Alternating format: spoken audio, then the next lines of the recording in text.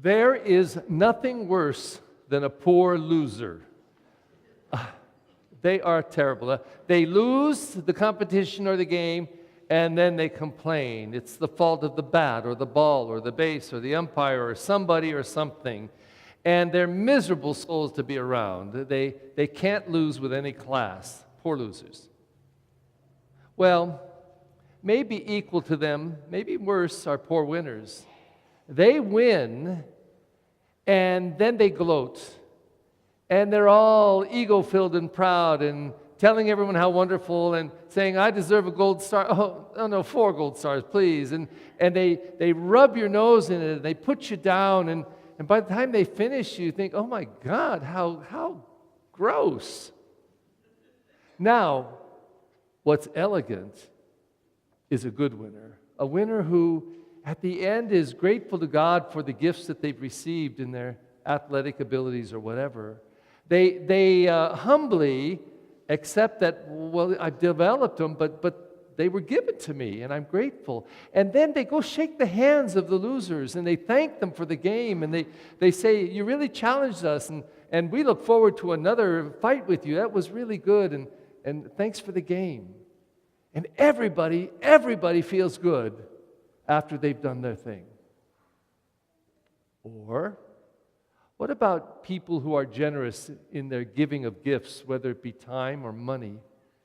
Now, in the end, the gift may be the same. So it's not just the gift, it's how it's given. So the lousy giver is the one who gives and complains about they have to give. They give out of either some obligation or they just know they're supposed to, so they do it.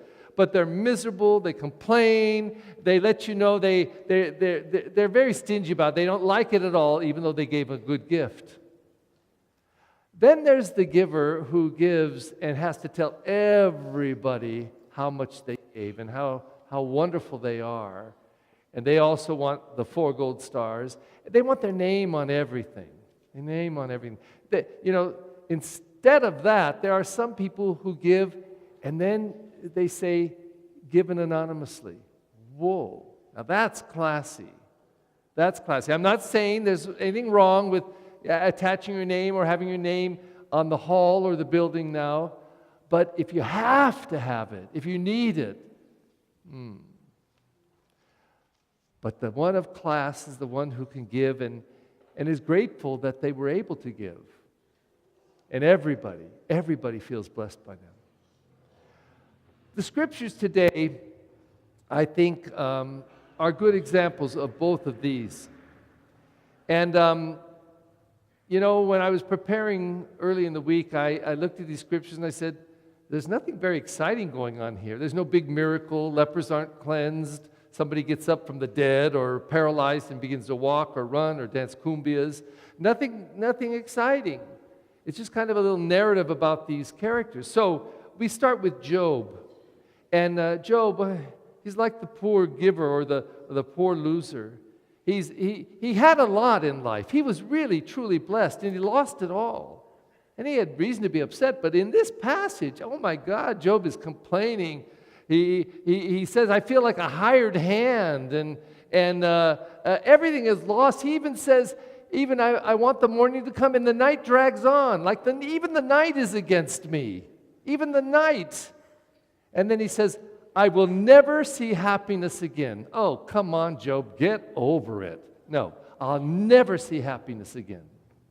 There's the Job. Then in the middle, we have St. Paul. Now, I love St. Paul. I think every Christian loves St. Paul. He's the super apostle. He's amazing. But here's St. Paul. He starts out by saying, well, I've been given the responsibility to give the gospel. I'm not going to boast. And then what does he do? Boast. He tells you how he's done everything so incredibly. He says, to the weak I become weak so that they can hear it. To the strong I become strong. I do this, I do that, I do this, I do that. And he boasts all over the place. But he is St. Paul, so oh my goodness. But then we come to Jesus, pure elegance. In this particular passage, he's been at a synagogue preaching. People from everywhere have come because, all the word is out, all the gossip. He's incredible. Where does he get this knowledge? So they're all packing the synagogues. When he finished, he went to the house of Simon and Andrew with James and John, go in the house, and the first thing they encounter is they tell him that Simon's mother-in-law is sick, laying sick in her bed with a fever. Doesn't say a word. He just goes over, grasps her by the hand, lifts her up, and she's healed. And the gospel just says she immediately began to wait on them. No scene about it. Then it says, right after that, after the day was over, the sun was down, and so now they finished everything, and they're about ready to rest, probably eaten already.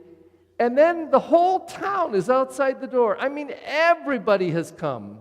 And they brought everyone who was sick and people possessed with demons. And he spends the whole evening healing and casting out demons and putting this town back together. So when he finishes, and there's no commentary about it, just this is what he did. Apparently goes to bed, gets up very early, and sneaks out so we can go pray and have a place of quiet for himself to put himself back together. And when the apostles wake up, they don't find him, they go follow him. They discover where he is, and they say, hey, Jesus, what are you doing? You got to come back because everybody is asking for you.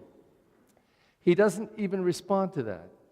Now, he does not let them control him. He doesn't argue with him. He just says, I must go to these other towns, and I have to go to their synagogues and heal them too. This is what I've come for. And he simply gives back to them his mission, his reason for being. Jesus responds with such elegance, and as we listen to these kind of no stories, it's just the simple presentation about the way people are, we're invited to ask ourselves, how do we want to navigate through our lives? How do we navigate through our lives? Well, one of the things that we're given, we aren't anymore. In fact, Jean Harine at the last Mass said she was thankful for this one point I brought up because she says it's absolutely true. There's no more etiquette in our world. There used to be. Did anybody ever have classes in etiquette when they were in school? I bet Sister Dolores taught them. The nuns, the BVM teachers over at St. Charles taught us etiquette. You say this, you don't say that. When you're in public, do this. Here's a form of etiquette. Don't pick your nose at the table. That's just good etiquette. Don't do it. It's gross. And little children, older children, adults need to learn etiquette. It's how you navigate through life comfortably and make other people comfortable along the way. So, for example, I'm preaching and someone in the little church, don't try this, by the way, okay? Somebody stands up, I disagree with you, Father Perry, your word stinks. That's bad etiquette. That's bad etiquette. It's even bad etiquette if as soon as I get out the door, you come up into my face loudly so that everyone can hear, I really disagree with you. What you said was untrue. Please give me a break. Pull me aside and say, Father Perry, can I say something to you? Sure, what? I really disagree with you. Oh, good. Well, how do you disagree? Tell me about it. I don't care if you disagree with me. That's fine. But you don't have to embarrass me. That's bad etiquette. Now, there's a lot of bad etiquette. But I'll tell you, one piece of church life is about etiquette. I watch parents teach their children, little kids, how to make the sign of the cross. So the kid dips the left hand in. No, it's the right hand. And they want to go the wrong way. No, it's this way first. This is etiquette, how you do things. And when we teach etiquette and know etiquette, we learn to function well in any setting. Everyone is comfortable. But if that's all it is etiquette, that's not very fulfilling. Church should be more than etiquette. And the question is it? Is it anything more than etiquette, how we do things? You know, when we look at the statistics, every single generation, so if we have any great-grandparents here, I'm sure we have some maybe great-great-grandparents, the next generation, probably if you had 5 kids, probably at least one doesn't go to church.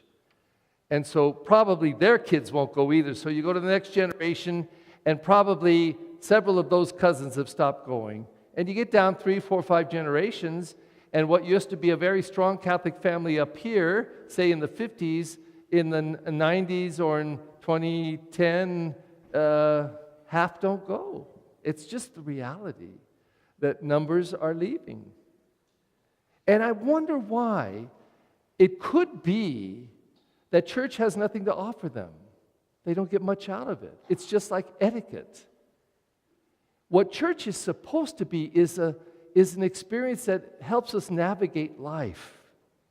And it does it from the inside out, not the outside in. We discover inside things.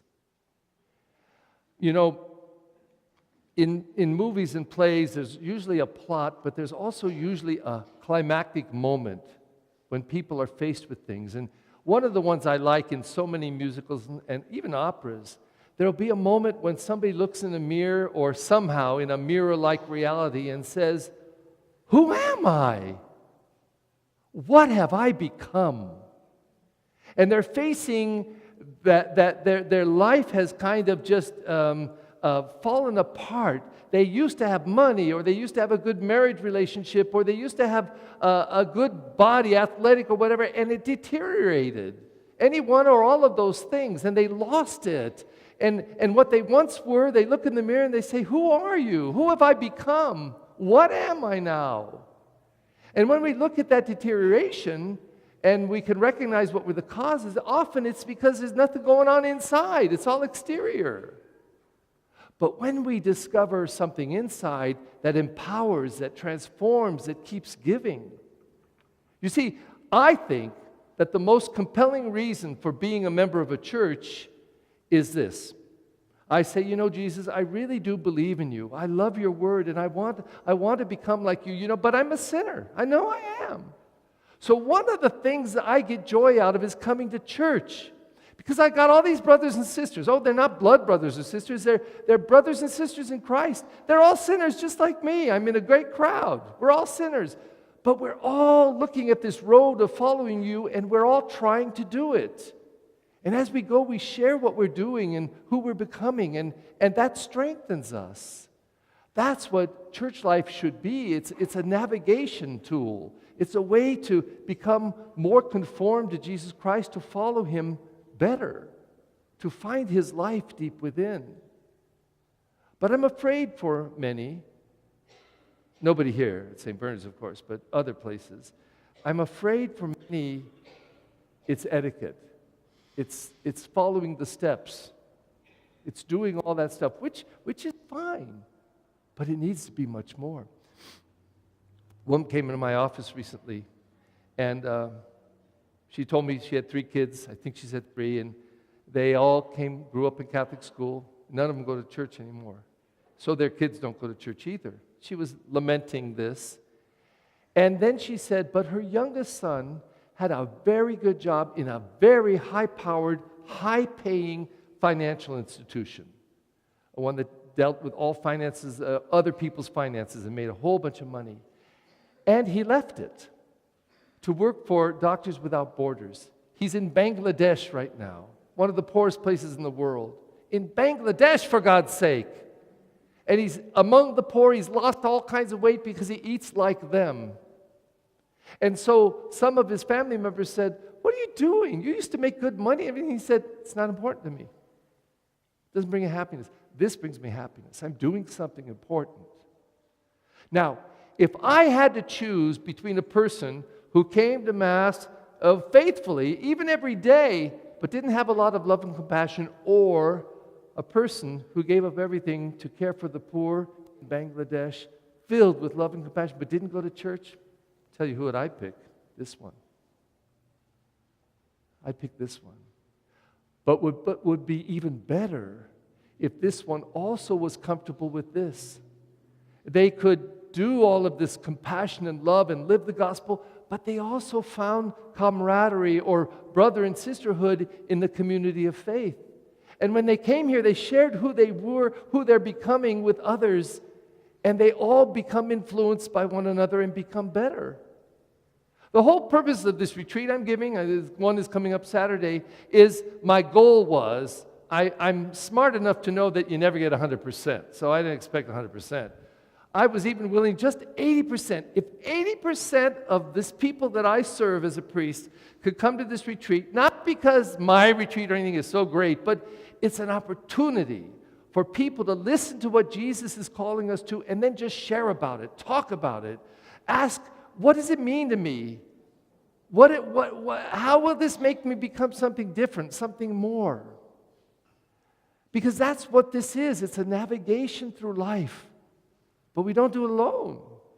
We do it with each other, and we do it with Jesus Christ. Today, these scriptures aren't highly dramatic. There's no big healing. There's mention of healings, but there's no big visible healing that takes place. Nobody comes back from the dead. But what we see is people that can't navigate very well and people that can.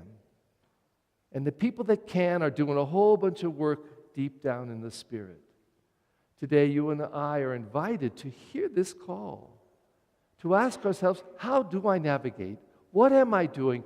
Who am I becoming? What do I look like now in life? Do I want something more?